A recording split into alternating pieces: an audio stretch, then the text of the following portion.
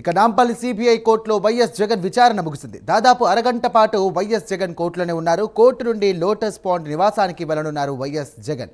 ఇక 6 ఏళ్ల తర్వాత జగన్ వ్యక్తిగతంగా నాంపల్లి సిబిఐ కోర్టుకు హాజరయ్యారు. సీఎం హోదాలో 2020 జనవరి 10న సిబిఐ కోర్టుకు హాజరైన వైఎస్ జగన్ 2013 సెప్టెంబర్ నుండి కూడా బెయిల్పై ఉన్నారు.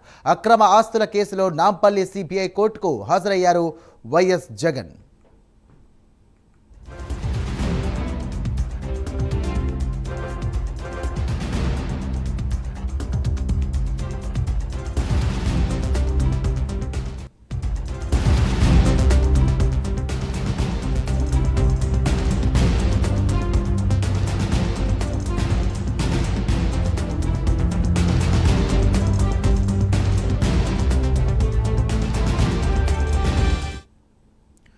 బ్రేకింగ్ చూస్తున్నాం. అక్రమ ఆస్తుల కేసులో నాంపల్లి సిబిఐ కోర్టుకు వైఎస్ జగన్ హాజరయ్యారు. దీనికి సంబంధించి కూడా వైఎస్ జగన్ విచారణ ముగిసింది. దాదాపు అరగంట పాటు వైఎస్ జగన్ కోర్టులోనే ఉన్నారు.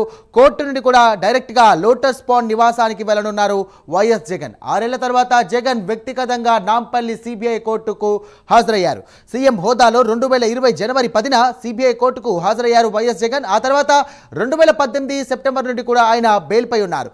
అక్రమ ఆస్తుల కేసులో కూడా నాంపల్లి సిబిఐ కోర్టుకు హాజరయ్యారు వైఎస్ జగన్. ఇక వైఎస్ జగన్ తో పాటు మాజీ మంత్రులు పేర్ని నాని, వైఎస్ సంబంధించినటువంటి అభిమానులు, అలాగే వైఎస్ఆర్సీపీ నాయకులు మరియు ప్రతినిధులు కూడా భారీ ఎత్తున కూడా హాజరయ్యారు.